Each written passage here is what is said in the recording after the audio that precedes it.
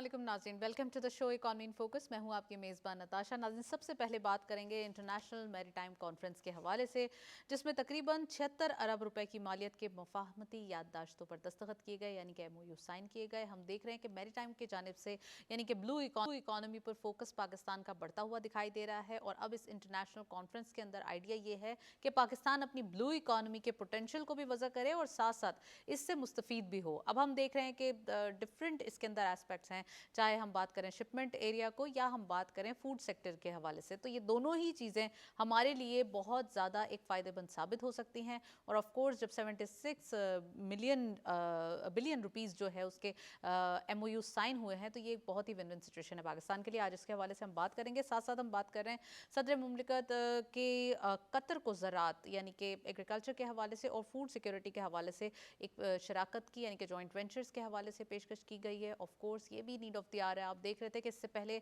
GCC countries में Saudi अरब को, UAE को और अब कतर को भी ये तमाम चीज़ें जो है वो पेशकश इसकी की जा रही है। एग्रीकल्चर सेक्टर के हवाले से हम बताएं आपको, SIFC के सिंस 2 ईयर्स 2.5 ईयर्स ये कोशिशें रही हैं कि किसी ना किसी तरीके से एग्रीकल्चर के हवाले से पाकिस्तान को कोई भी किसी भी किस्म का सामना नेगेटिविटी का, यानी कि हम कह सकते हैं कोई भी लैकिंग का सामना ना करना पड़े। तो इसके हवाले से काफ़ी गवर्नमेंट ने स्टेप्स लिए और अब हम देख रहे हैं कि अब फूड सिक्योरिटी के पॉइंट ऑफ व्यू को डिस्कस करने के लिए अब डिफरेंट कंट्रीज़ को भी ये पेशकश की जा रही है।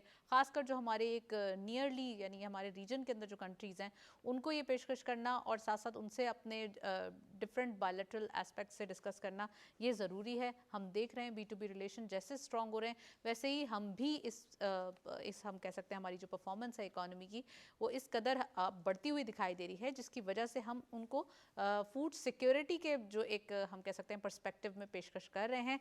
आज हम ये बात करेंगे। साथ साथ रिफॉर्म्स के हवाले से फाइनेंस मिनिस्टर साहब का कहना है कि रिफॉर्म्स ऑफ कोर्स जो है वो किसी भी मुल्क की तरक्की के लिए ज़रूरी हैं। यहाँ पर पाकिस्तान में ख़ासकर इस्लाहाती इक़दामात जो है वो किए जा रहे हैं और इस पर ज़ोर भी दिया जा रहा है। आपने देखा होगा इससे पहले प्राइवेटाइजेशन के हवाले से या डिस्कोज़ या PIA और डिफरेंट SOEs के हवाले से, गवर्नमेंट एंटाइटीज़ के हवाले से पहले काफ़ी फोकस थे। अब जबकि देखा गया कि इनको नीड ऑफ द आवर है, राइट साइजिंग का एस्पेक्ट है, वो भी एक्सप्लोर किया जा रहा है। तो इस साल के अंदर बहुत सारे ऐसे डिफ़िकल्ट जो टास्क थे वो अटेम्प्ट किए गए और इनको फुलफ़िल करने की कोशिश की जा रही है। आज हम ये बात करेंगे ख़ासकर कर्ज़ों की अदायगी के कम अखराजात से हुकूमत को तकरीबन 500 अरब रुपए का फ़ायदा हुआ है, यानी कि इसकी बचत हुई है। तो कितना फ़ायदा है हम देखेंगे कि आज जब हम अपने रीपेमेंट्स करते हैं या लोन्स की रीपेमेंट्स करते हैं तो इसमें बचत भी हुई है। और ऑफ कोर्स जब हमारे एक्सपेंडिचर्स बचते हैं तो फ़ायदा आम आवाम को ही होता है। इन तमाम चीज़ों पर बात करेंगे। हमारे साथ मौजूद हैं फ़ातमी साहब, उनको वेलकम करेंगे। सैयद खालिद फ़ातमी हमें ज्वाइन कर रहे हैं। अस्सलाम वालेकुम sir, very warm welcome in the show. सबसे पहले ये बताइए फ़ातमी साहब, आप हमारे साथ मौजूद हैं, देख रहे हैं कि इंटरनेशनल मैरीटाइम कॉन्फ्रेंस हुई, 76 बिलियन रुपीज़ के MOU साइन हुए। कैसे देखते हैं, कितने इम्पॉर्टेंट है ये MOUs का होना, और साथ साथ जो हमारी ब्लू इकॉनमी है वो बहुत ज़्यादा एक फुलफ़िल हो रही है, उसमें पोटेंशियल बहुत ज़्यादा है। और अब फाइनली इसके ऊपर हम कहेंगे कि जो स्टेप्स हैं गवर्नमेंट ने इनिशिएट करे हैं वो बहुत ज़्यादा मैटर करते हैं।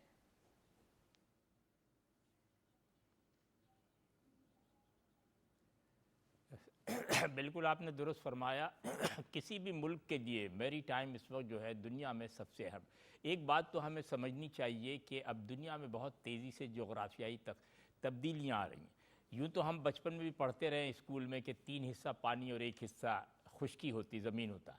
लेकिन अब तक जो हमारी तारीख़ का हिस्सा है 2000, 4000, 5000 साल में, उसमें जब हम कब्ज़ा या आगे बढ़ना या कारोबार करते हैं तो उसकी जगह ज़मीन होती है, लैंड से करते हैं। उसके बाद एयर आया।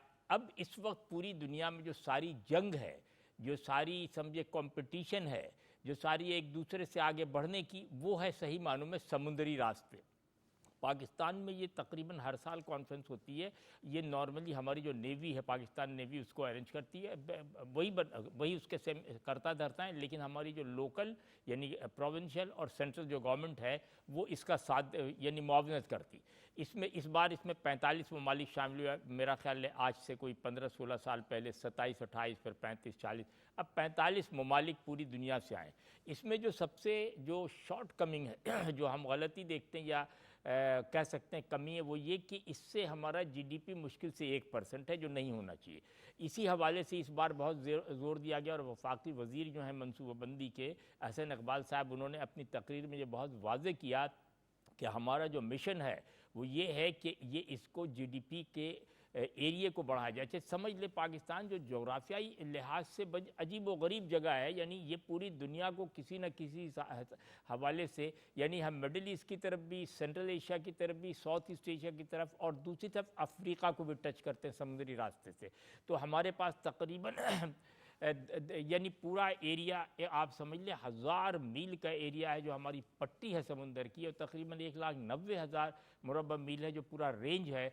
इसमें हम बहुत कुछ कर सकते हैं। और इसी हवाले से जो आपने अभी खुद ही कहा 76 अरब के जो मुफाहमती इश्तराक है या मुफाहमती जो वो है एग्रीमेंट है, वो MOU साइन हुआ, ये बहुत बहुत खुशाइंद है। और मैं जैसे कि पहले कहा, आपसे फिर कहूँगा कि हमें इस सेक्टर में बहुत बिल्कुल इसी तरह जैसे हम पैरेलल IT में देते हैं, ये अगर हम यानी मरीन में चले जाए, यानी समुद्री रास्तों में, तो हमारे पास बेशुमार गुंजाइश है अपने बिज़नेस को बढ़ाने की और तरक्की। प्लस आपको पता है कि मॉडर्न ज़माने में आपने देखा होगा जितनी जंगें मिडिल ईस्ट में हो रही है, दूसरे ममालिक में, और उसकी मेन वजह यही है कि बंदरगाहों की जंग हो रही है या एग्ज़िट और एंट्री की जंग हो रही है, क्योंकि वही रास्ते हैं, हरमुज़ है या नहर सुइज़ है या यहाँ हमारा हमारी बंदरगाह, ये बहुत है। तो ये कॉन्फ्रेंस बहुत खुशाइंद है, और अगर तो हम इससे फ़ायदा उठा सके और ये 1% से 10-12% भी ले गया जीडीपी, तो मैं समझता हूँ ये बहुत बड़ी सक्सेस होगी। और जैसा कि हमने कहा कि ये ऑलरेडी हम लोग कर रहे हैं ज़माने से, इंटरनेशनल मेरीटाइम एक्सपो, इस बार इसमें हुकूमत भी शामिल है, नेवी भी शामिल, और इसको बेहतर तरीके से किया गया, जिसकी वजह से ये 76 मिलियन का, ये बिलियन का जो है एग्रीमेंट साइन में। तो मैं समझता हूँ ये बहुत खुशाइंद है पाकिस्तान के लिए। फातमी साहब, आपने सही फरमाया, यहाँ पर शिपमेंट के हवाले से काफ़ी हमारे लिए रास्ते खुल जाते हैं। फ्रेट का जो एक बिजनेस है या पर्सपेक्टिव है वो भी एक्सप्लोर हो जाता है।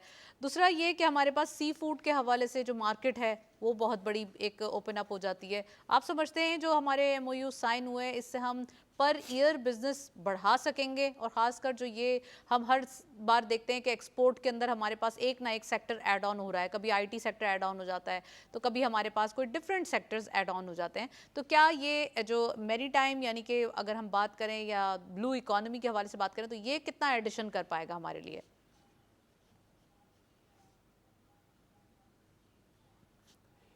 ये देखिए, बहुत मैंने आपसे पहले भी कहा, अभी आपने सुना होगा कि अमेरिका से क्रूड ऑयल आया था, तो जाहिर है ह्यूस्टन से चला, यहाँ आया, तकरीबन 40 दिन में आया, तो समुद्री रास्ते से आया ना, कोई हवाई जहाज़ से तो नहीं आया।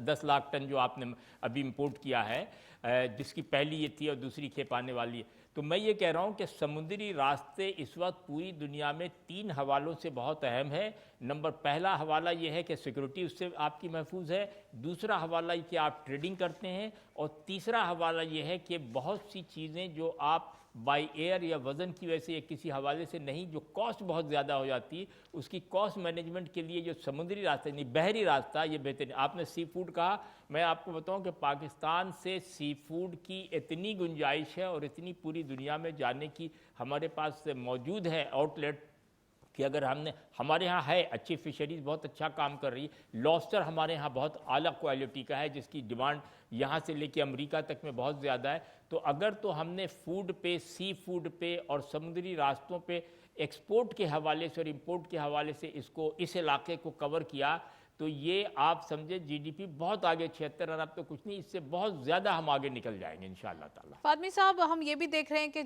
एक तरफ हम जहां इतने सारे MOU साइन कर रहे हैं, वहीं हमारे पास कतर के हवाले से भी एक गुड न्यूज़ है। वो ये कि प्रेसिडेंट साहब ने उनको ऑफ़र किया है आप एग्रीकल्चर सेक्टर के अंदर हमारे साथ जॉइंट वेंचर्स करें, और ख़ासकर जो फूड सिक्योरिटी है, इस जो एक हम कह सकते हैं सेक्टर को भी एक्सप्लोर करना या फूड सिक्योरिटी के हवाले से इकदामात करना ज़रूरी हैं। तो कतर को पेशकश की गई है कि साथ साथ जो है हम दोनों कंट्रीज़ मिलकर ये एक हम कह सकते हैं मुश्तरका तौर पे कोशिशें करते हैं, यानी कि बायलैटरली तमाम चीज़ें लेकर आगे चलते हैं। तो इसके हवाले से बताइए कि एग्रीकल्चर और फूड सिक्योरिटी के अंदर कौन कौन सी चीज़ें, कौन कौन सी प्रोडक्ट्स एक्सप्लोर हो जाएंगी, और दूसरा ये कि पाकिस्तान इससे अगेन बिजनेस कैसे अपना संभाल सकेगा?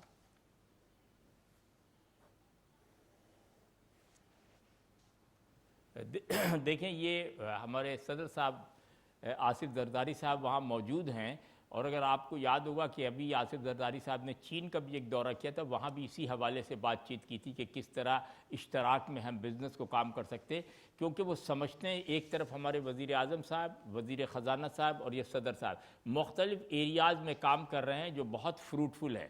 अच्छा, कतर से हमारे ताल्लुकात सिर्फ यही नहीं है। आपको याद होगा कि जब पिछले दिनों इजराइल और मामला बढ़ा था ईरान से, तो तमाम अरब और मिडिल ईस्ट कंट्रीज़ ने हमारी तरफ ऑफ़र किया था दफ़ाई मुआहदे के लिए, जिसमें सऊदी अरब भी था। तो इस लिहाज से भी बहुत अहम है कतर। प्लस कतर हमेशा हमारे अच्छे और बुरे वक्त में साथ रहता है, बिल्कुल ये भी आसानी। तीसरी बात ये है कि जरदारी साहब वहाँ मौजूद हैं, उन्होंने एग्रीकल्चर के हवाले से ज़्यादा बात की, फूड सिक्योरिटी के हवाले से बात की और दफ़ा के हवाले यानी दफ़ाई हवाले। तो मैं समझता हूँ कि ये एक कम्बिनेशन है इंटरनल और एक्सटर्नल थ्रेफ्ट से भी और ये बिज़नेस से भी। ज़राअत में अगर उनकी इन्वेस्टमेंट आई, क्योंकि उनके पास ज़ाहिर सरमायाकारी बहुत ज़्यादा है, अगर तो कतर से हमने मदद ली और ज़राअत को मॉडर्न टेक्नोलॉजी के हिसाब से आगे बढ़ाया, तो हमारे जो प्रोडक्ट्स हैं, मैं आपको बताऊं, शायद अभी मैं इत्तफाक आज या कल अखबार में देखा, बहुत तेज़ी से हमारे यहाँ जो आम की फसल है उससे एक्सपोर्ट शुरू हो गया, इसी तरह दूसरी चीज़ें एक्सपोर्ट हो रही।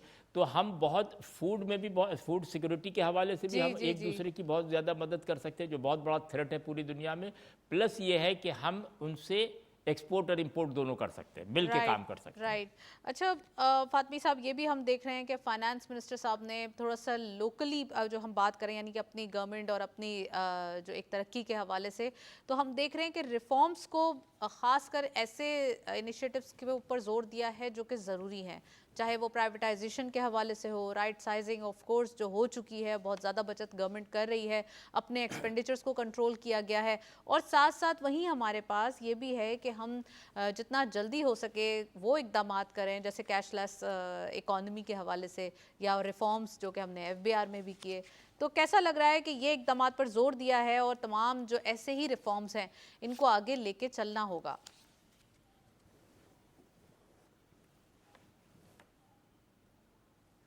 जी हाँ, फाइनेंस मिनिस्टर साहब ये बहुत डायनेमिक आदमी है और इनका जो विज़न है वो बिल्कुल डिफरेंट है। ज़ाहिर है हुकूमत के साथ इनके पास वाइड विज़न है। अभी आप देखिए कि इन्होंने जो फ्यूचर समिट से कॉन्फ्रेंस से ख़िताब किया और जिसमें जो बातचीत की, उसमें उन्होंने कुछ बातें बहुत ही संजीदगी से, और जो मसाइल का हल, पहली बात उन्होंने की कि जो निजकारी है उसे हमने जल्द अज जल्द कंट्रोल करके जल्द अज जल्द उसको पूरा करना चाहिए, क्योंकि निजकारी में जितनी देर हो रही है, यानी तकरीबन 10-12 ऐड किया उन्होंने कि वो भी होना चाहिए, अगर जब तक देर हो रही है उस वक्त तक हम प्रॉब्लम में रहेंगे। दूसरी अहम बात उन्होंने ये कहा कि जो हमारे यहाँ बिज़नेस है, हमें कोशिश करना चाहिए कि हुकूमत के हाथ से ये बिज़नेस आहिस्ता आहिस्ता निकल के अवाम के पास, ताजरों के पास चले। यानी वो इस बात के ज़्यादा कायल हैं कि जो हुकूमत का होल्ड है बिज़नेस पे, ये अगर प्राइवेट सेक्टर में चला जाए तो उनकी कारकर्दगी में। तीसरी बात ये कि आप देखिए चैम्बर ऑफ कॉमर्स में वो लाहौर से भी मिल रहे हैं, वो कराची में भी उनका मुलाकात हो रही है, और वो ये कह रहे हैं कि जो पॉलिसी हम बनाएंगे बिज़नेस की, ये बहुत अजीब व गरीब बात और बेहतर है। वो ये कहते हैं कि हम कोई भी पॉलिसी खुद से नहीं बनाएंगे जब तक कि बिज़नेस मैग्नेट्स और ताजिर हमारे साथ नहीं बैठे, उनकी चीज़ें लेके उनसे समझ के फिर हम जब बनाएंगे तो हमारे यहाँ डेवलपमेंट बहुत तेज़ है। अगर आप देखिए, इससे हट के देखें ना कि आपने खुद ही अभी बताया कि हमने जो बॉन्ड है उसको 6 महीने 5 महीने 1 साल पहले अर्ली पे करके हमने अपना डेब्ट कम कर दिया। तो इससे अंदाज़ा करें कि जो उनकी पॉलिसी है वो बड़ी डायनेमिक है और वो ये चाहते हैं कि मुल्क में एक्सपोर्ट बढ़े। अच्छा, वो आप देखिए उन्होंने एक और जुमला कहा कि हर शोबे से एक्सपोर्ट होना चाहिए, नो मैटर कौन सा शोबा है, छोटा है, बड़ा है, अच्छा है, कम है, ज़्यादा है, टेक्सटाइल है, मशीनरीज है, डायमंड है, कुछ भी हो, हमें एक्सपोर्ट पे तवज्जो, और उसके लिए बिजनेसमैन को मैक्सिमम हमें फैसिलिटी देनी चाहिए ताकि वो ये काम कर सकें। किसी ना किसी सेक्टर के अंदर हम कहते हैं कि बिलियंस में एक्सपोर्ट हमारी हो रही है, तो और कहीं मिलियंस में भी हो रही है, तो हमें उसको भी मोटिवेट करना चाहिए। यू आर वेरी राइट कि ड्रॉप ही हमारे लिए बेहतर एक सी बन सकता है। कर्जों की अदायगी के कम अखराजात हुए हैं और साथ साथ हुकूमत को तकरीबन 500 अरब रुपए की बचत हुई है। फातमी साहब, हम देख रहे हैं कि लोन रिपेमेंट्स के हवाले से गवर्नमेंट ने बड़ी एक स्ट्रेटेजिक कह लें या फिर एक पॉलिसी मेकर्स ने बहुत ही एक जामिया पॉलिसी बनाई, जिसके इम्पैक्ट्स ये हुए कि आने वाले दिनों में हमें कहीं ना कहीं से बचत या कहीं ना कहीं से हमारे लिए जो एक फ़ायदा है वो होता हुआ दिखाई दे रहा है? इसके हवाले से ही बताइएगा।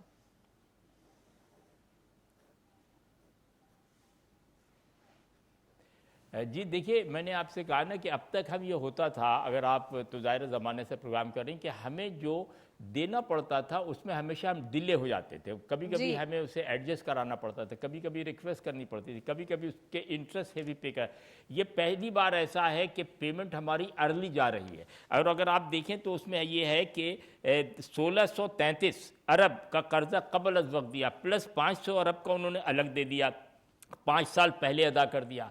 तो उसको अगर टोटल आप देखें तो 500 अरब की गोया बचत मुतवक्को है, यानी कि मुतवक्के उन्होंने है, कहा कि बिल्कुल। तो ये जो 500 बचत है, तो यही काम आ जाएगी रीफाइनेंसिंग में, यही काम आ जाएगी आवाम के खर्चे के लिए काम आ जाएगी। तो दोनों तरफ हम बैलेंस कर लेंगे, क्योंकि जब भी सीधी सी बात है कि अगर आपको 100 रुपये कल देना है, उसकी जगह आप आज दे देंगे तो आपके पास पूरा एक दिन बच जाता है। यही सारी इकानमी पे बेस करता है कि जितना कर्ज आप जल्दी चुका देंगे उतना जल्दी आप उसके गैप से फ़ायदा उठा सकते हैं। और वो मेरा ख्याल फाइनेंस मिनिस्टर साहब ने उस नुक्ते को समझ लिया है। समझना तो खैर है ही है, लेकिन उस पर बहुत खुशअस्लूबी से वो अमल दरामद कर रहे हैं, जिसकी वजह से ग्रेजुअली हमारी इकानमी जो है वो सही समत में और मस्बत समत में आ रही है। राइट, फातमी साहब आप हमारे साथ मौजूद रहे। Well, thank you so much, आपने प्रोग्राम में ज्वाइन किया। आज के दिन हम देख रहे हैं जब फाइनेंस मिनिस्टर साहब पॉलिसीज़ का जिक्र करते हैं तो आपको याद होगा बजट की जो उन्होंने प्री बजट स्पीच की थी उसमें कि लास्ट ईयर हमने बूम एंड बस्ट साइकिल देखी है, लेकिन इस बार हम ग्रोथ को ग्रेजुअली और साथ साथ एक स्टेबिलिटी की तरफ, कंसोलिडेशन की तरफ लेके जाएंगे। तो ये चीज़ें हैं जो मैटर करती हैं और किसी भी इकोनॉमी को फुलफिल करने के लिए, सक्सेस की तरफ लेके जाने के लिए ये तमाम स्टेप्स हैं जो गवर्नमेंट लेती है। हमारे पास कुछ अपडेट्स मौजूद हैं, लेट्स हैव अ लुक आज 100 इंडेक्स अपडेट्स क्या हैं। जी, सबसे पहले ओपन हुई मार्केट 1,59,578.19 के लेवल पर। हायर साइड मार्केट गई 1,60,590.77। Lower was 1,58,252.62 and finally closure 1,59,096.78। आप देख सकते हैं आज भी एक सेकेंड लास्ट ट्रेडिंग सेशन है। 481.41 का डिक्लाइन आज की मार्केट में देखा गया। थोड़ा सा हम कह सकते हैं कि ये डिप और एक कंसोलिडेशन का प्रोसेस जो मार्केट के अंदर अभी है, और साथ साथ जो मार्केट की एनर्जी है वो बहुत ज़्यादा पीक पर है। तो लेट्स सी के जो इन्वेस्टर्स हैं वो किस तरीके से अपना पोर्टफोलियो एक आइडियल तरीके से लेकर आगे चलते हैं। एक ब्रेक की जानिब चलते हैं, साथ रहिए।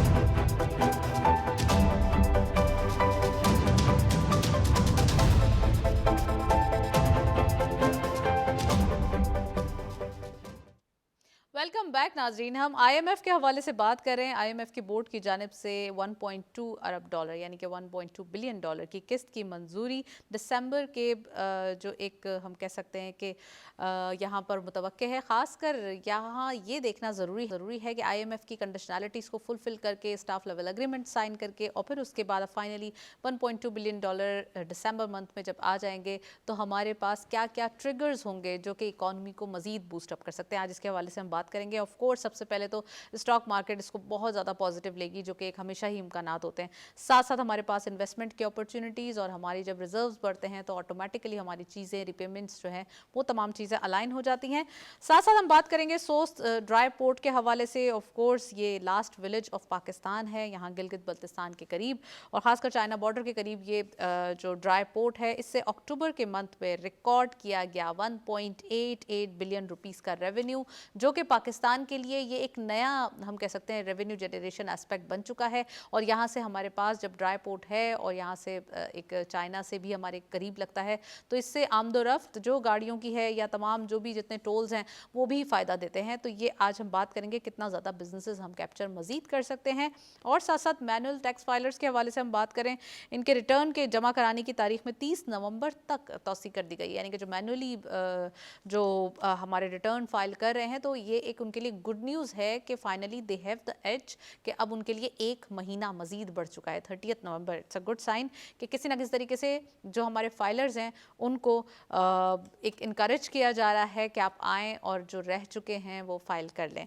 इस्लामी ममालिक में टूरिज़म एक्सचेंज प्रोग्राम के फ़रोग पर इत्तफाक किया गया है, इसका आगाज़ किया जाएगा और ख़ासकर जब इस्लामिक ममालिक तमाम चीज़ें साथ करेंगे, जॉइंट वेंचर्स करेंगे, तो ऑटोमेटिकली एक connection religious point of view से भी बिल्डअप हो जाएगा।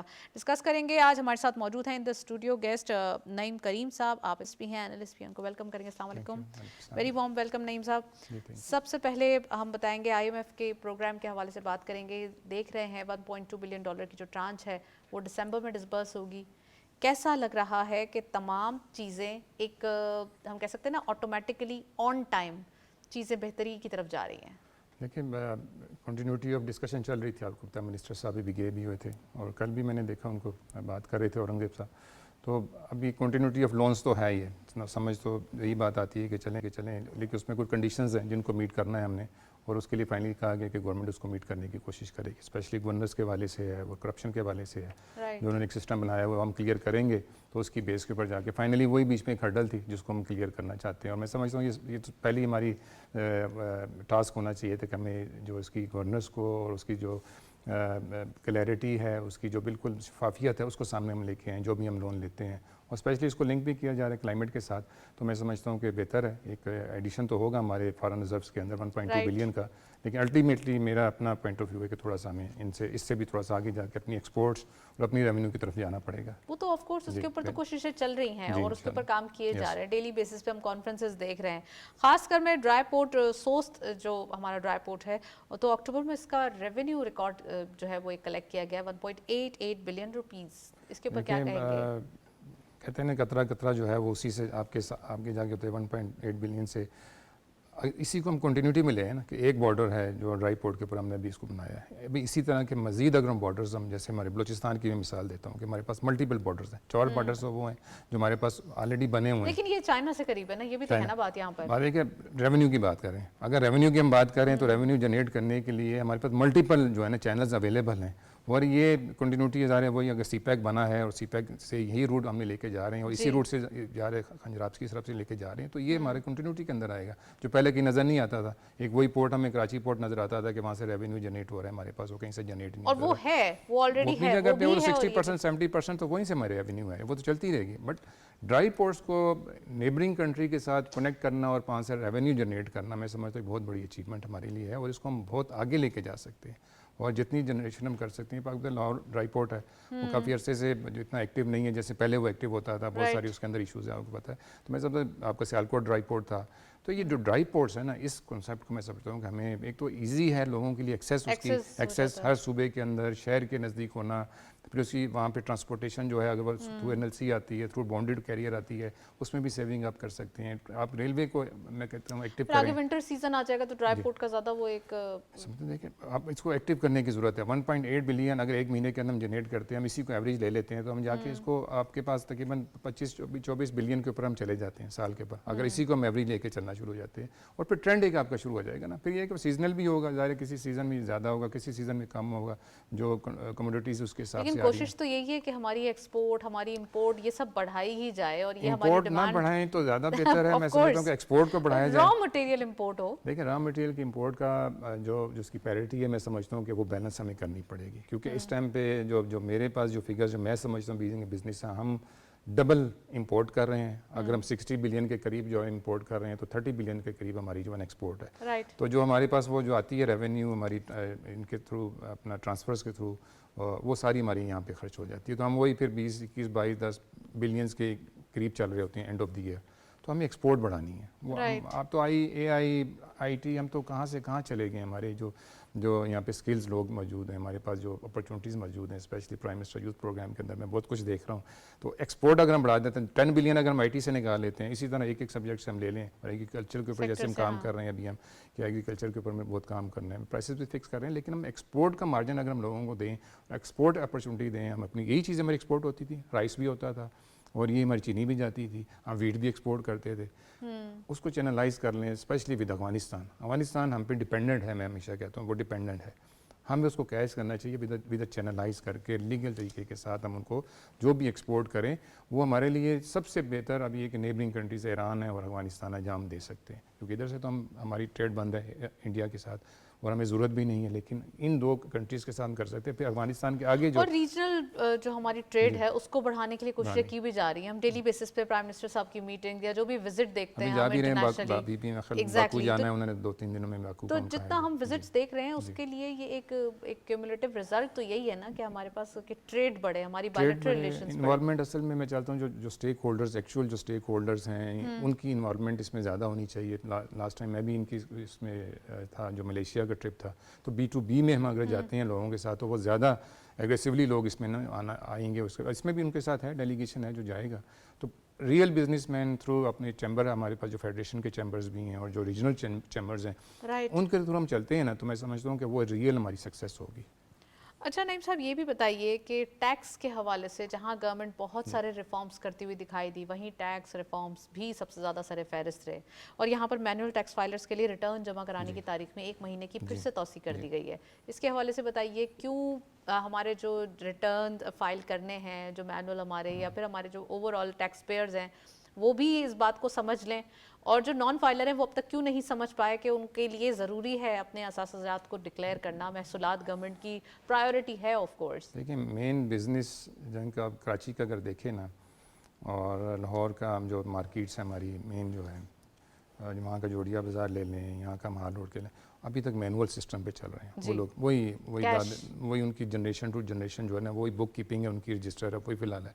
चलें फैसिलिटेट आपने किया, बहुत अच्छी बात है कि आपने बढ़ा दिया, देना तो चाह रहे हैं ना लोग, अगर मैनुअली भी देना चाह रहे हैं तो फैसिलिटेट करना मैं समझता हूँ बहुत अच्छा है। गवर्नमेंट ने सारे पॉपुलर डिसीजंस और अनपॉपुलर डिसीजंस बहुत सारे लिए ही हैं, तो वहीं जो फिक्स टैक्स रिजीम वाला एस्पेक्ट है अगर उसको भी एक्सप्लोर कर लिया जाता तो आपकी नज़र में ये कैसा रहता? ये करने की कोशिश की थी, बड़े मिनिमम उसके ऊपर जाके उन्होंने ताजिर दोस्त स्कीम आई थी, आपको याद होगा, उस पर लोगों ने बहुत अपोज किया, लेकिन उसमें मेरे ख्याल में जो मुझे लगता है कुछ 70-75,000 लोग रजिस्टर्ड हुए थे उस टाइम पे, लेकिन बहुत मिनिमम रखा था उसमें 12,000 पे पर एनम, तो नथिंग, यानी कि 1,000 रुपये महीना, 1,000 रुपये महीना, वो जो एक फिक्स था। अब उसमें एडिशनली अगर कोई टैक्सेशन में कोई चीज़ आती है तो, लेकिन वो टैक्स सर्कल में तो आ रहे थे ना, और उनकी वो जो आपकी जितनी भी एक्सपेंडिचर्स थे या उनकी जो प्रॉफिटेबिलिटी तो नज़र भी आ रही थी। जो बनता है टैक्स वो दें, और वो टैक्स आपको जो सर्कल है वो बढ़ाना पड़ेगा, हमेशा से ये कहता हूँ, वो बढ़ेगा तो आपका ये बोझ कम होता रहेगा उनके ऊपर जो ऑलरेडी टैक्स दे रहे हैं और जो अपने टैक्स से ज़्यादा टैक्स दे रहे हैं। तो जो टैक्स नहीं दे रहे उनका भी बोझ, ये टैक्स जो लोग हैं वो उठा रहे हैं, ये बिजनेसमैन उठा रही है, इसीलिए इंडस्ट्री भी हम फ्लरिश नहीं हो सकती कि टैक्सेशन इतनी ज़्यादा है, कम करें, लेकिन जो है उसका दायरा कार है वो थोड़ा सा बढ़ाना चाहिए मेरे अपने ख्याल में। और टूरिज्म के हवाले से भी गवर्नमेंट इज़ वेरी कीन कि किसी न किसी तरीके से टूरिज्म एक्सचेंज प्रोग्राम का आगाज़ किया जा रहा है इस्लामी ममालिक में, तो कैसा लग रहा है? इसके ऊपर इत्तफाक हो चुका है और यकीनन इसकी हम इम्प्लीमेंटेशन भी देखेंगे। देखिए इसमें बहुत ज़्यादा हमारे पास तो आपको पता है अभी वो सिख जो है यात्री आए हुए हैं, ठीक है ना, वो तो खैर इस्लामिक उसमें नहीं आते, बट जैसे ईरान का है, इराक का है, ये टूरिज़म जो है ना कोई इतना चैनलाइज नहीं था कि गवर्नमेंट से कोई प्रॉफिट ले सकती। अब देखें इराक के साथ उन्होंने बाई एयर का कर दिया, इसी तरह ईरान में उन्होंने फ़्लाइट स्पेशल चला दी कोयटा से भी, ये करने के लिए। एक तो वो जो थ्रेट था हमारे पास, जो सिक्योरिटी थ्रेट था लोगों को, वो ख़त्म हो गया, तो इससे टूरिज्म बढ़ेगा। अब वो लोकल फ़्लाइट कोयटा आ रही है ईरान से, ठीक है, नहीं फर्स्ट टाइम हुआ है कि अभी वो चलिए लास्ट वीक जी अभी चल रहा है। अब वो कितना बेनिफिट है, सबसे ज़्यादा आपको ईरान बॉर्डर के साथ यही लोग आबाद हैं जिनकी फैमिलीज वहाँ पे भी हैं, यहाँ पे भी है, फिर टूरिज्म भी बढ़ेगा इसी के साथ, क्योंकि लोगों ने वहाँ पे जाना है आपको बड़े ज़्यारतों के लिए, ईरान भी जाना है, इराक भी जाना है, बाकी सऊदीया के साथ अल्हम्दुलिल्लाह हमारी टूरिज्म आपको पता ही वो इस्लामिक जो एक हमारी रिलीजियस वो है वो तो इसी तरह रहेगी। लेकिन बाकी जितनी भी जो कंट्रीज़ हमारे साथ बैठी हुई हैं, अज़रबैजान है या बाकी कंट्रीज़ भी साथ आना चाहती हैं, अफगानिस्तान भी उसके अंदर शामिल होना चाहता है, तो मैं समझता हूँ इससे बेहतरी आएगी। लेकिन पाकिस्तान के अंदर भी टूरिज्म आए, मैं तो समझता हूँ ये बहुत इंपॉर्टेंट है। मतलब आपके पास बहुत सारी ऐसी टूरिज्म की प्लेसेज आएंगे जिनको आप एक्सप्लोर कर सकते हैं, लाइक लाहौर है, लाहौर को तो हमने कर लिया, कराची भी कर सकते हैं, कोयटा भी कर सकते हैं, इस्लामाबाद है, हमारे पास नॉर्दर्न एरियाज़ है, तो अपॉर्चुनिटीज़ हैं, सीनिक व्यूज बहुत सारे फिर टूरिज्म के हवाले से। लेकिन ये इस्लामिक टूरिज्म की बात कर रहे हैं तो हम ऑफ कोर्स यहाँ पर एक्सचेंज प्रोग्राम्स होने चाहिए। Well thank you so much Naeem Karim sahab, हमारे साथ मौजूद रहे आप, काफ़ी डिटेल एनालिसिस हम देख रहे हैं इकोनॉमी के हवाले से। इसी नोट पर प्रोग्राम को वाइंड अप करते हैं, इजाज़त दीजिए, अल्लाह हाफिज़।